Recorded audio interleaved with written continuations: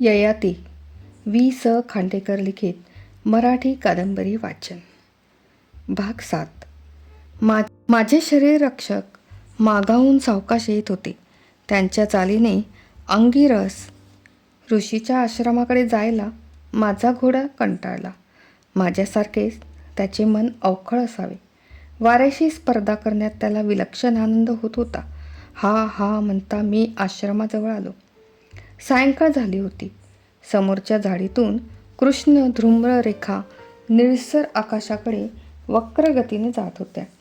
त्यांची ती हालचाल नर्तकीच्या तालबद्ध पदक्षेपाप्रमाणे वाटत होती. घरट्यांकडे परत येणारी पाखरे मधुर किलबिल करीत होती. जणू काही पश्चिम दिशेला सुंदर यज्ञकुंड प्रज्वलित झाले होते.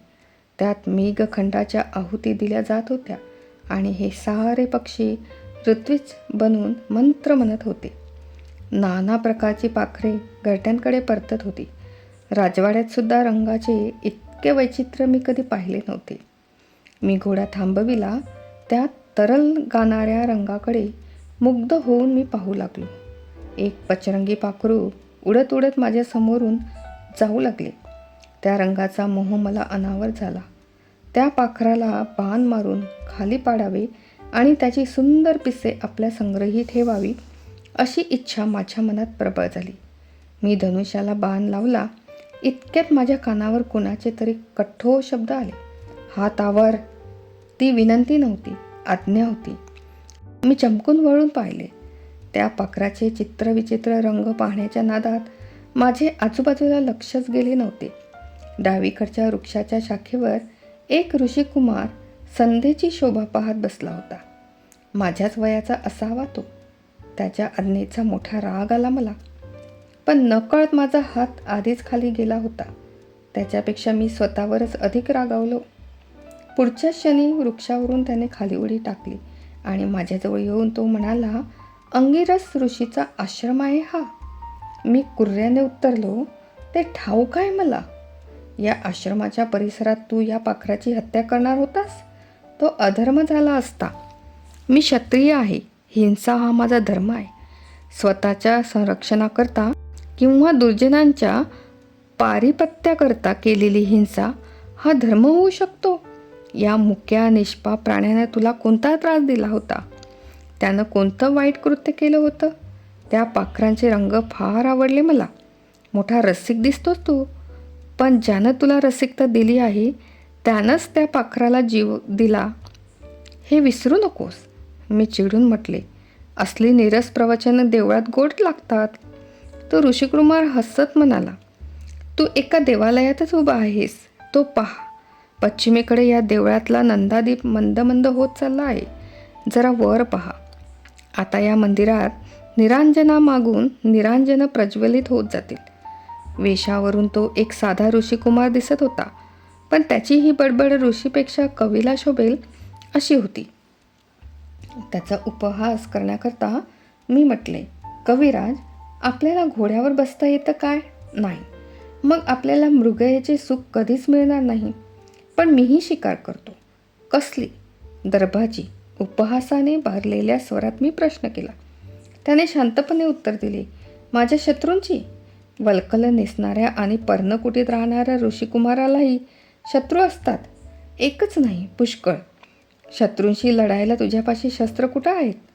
सूर्य आणि इंद्र यांच्यापेक्षाही अधिक तेजस्वी असा घोडा माझ्यापाशी. तुला घोड्यावर बसता येत नाही ना? तुझ्या घोड्यावर नाही, पण माझ्या घोड्यावर मी सदैव बसतो. मोठा चप्पळ सुंदर प्राणी आहे तो. त्याचा वेग किती विलक्षण आहे म्हणून सांगू. तो क्षणार्धात पृथ्वीवरून स्वर्गात जातो. प्रकाश जिथं पोहोचू शकत नाही तिथे तो सहज प्रवेश करतो. अश्वमेधाचे घोडे त्याच्यावरून ओवाळून टाकावेत. त्याच्या बळावर माणूस दैव होतो. देवाचा महादेव होतो.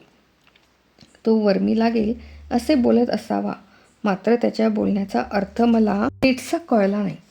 संतापून माझ्या घोड्याला मी टाच मारली आणि त्या उद्धट ऋषिकुमाराला म्हटले, कुठं आहे तुझा घोडा?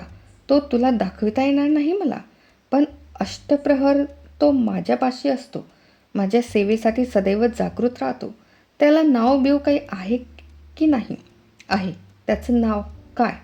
आत्मा. त्याच वृत्तीने आश्रमात प्रवेश करायला मला आईने आवर्जून सांगितले होते. म्हणूनच शेला, अलंकार वगैरे वस्तू शरीररक्षकापाशी देऊन मी पुढे घोडा पिटायला होता. साध्या सैनिकासारखा दिसत होतो मी. त्यामुळे त्या ऋषिकुमाराने मला ओळखले नाही यात नवल नाही. मी त्याला कधीच पाहिले नव्हते. मग मी तरी त्याला कसे ओळखणार? सारेच ऋषी आणि डोंगर दुरून सारखे दिसतात. जटाभार, यज्ञोपवीत वल्कली, भस्मलेप इत्यादी गोष्टीत ऋषीत वेगळेपणा तो काय असणार?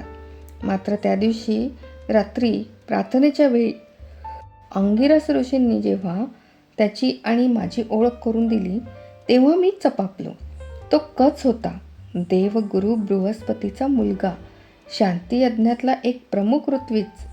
माझ्या एवढाच तो वयाने लहान दिसला होता. फार तर माझ्याहून 1-2 पावसाळे अधिक पाहिले असतील त्याने. इतक्या लहान वयात अंगिरसासारख्या निस्पृह ऋषींनी आपल्या यज्ञातले प्रमुख पद त्याला द्यावे याचे मला आश्चर्य वाटले. प्रेम आंधळे असते हेच खरे. मग ते आईचे मुलावरचे प्रेम असो नाहीतर गुरुचे शिष्यावरले प्रेम असो. अंगिरसांनी आमची ओळख करून देतात कचही चक्कील झाला. संध्याकाळी आम्हा दोघांत लहानशी शाब्दिक चकमक झाली होती. तिची आठवण होऊनच की काय तो हसत पुढे आला आणि मला अभिवादन करून म्हणाला, युवराज, संध्याकाळी मी आपल्याला किंचित टाकून बोललो की काय कुणाला ठाऊक. सत्य बोलावं, पण ऐकणाऱ्याला प्रिय होईल अशा रीतीने बोलावं. ही गुरुजींची शिकवण अजून मी पूर्णपणे आत्मसात करू शकलो नाही. माझ्या बोलण्याचा राग मानू नका. माणसाच्या मनाचा घोडा केव्हा आणि कशाला बुजेल याचा नेम नसतो. क्षमा करा मला. मी त्याला परत अभिवादन केले. तुम्हीही मला क्षमा करायला हवी. हे शब्द माझ्या जिभेच्या अग्रापर्यंत आले होते, पण ते काही केल्या ओठाबाहेर पडले नाहीत. हस्तिनापूरच्या युवराजाने एका ऋषिकुमाराची क्षमा मागायची? छे,